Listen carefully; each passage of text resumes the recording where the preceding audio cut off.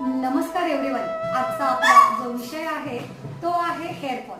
तर हेअरफॉल का होतो, कशासाठी होतो आणि का होतो, तर त्याच्यासाठी जर मी आज तुम्हाला एक छोटीशी माहिती देणार आहे.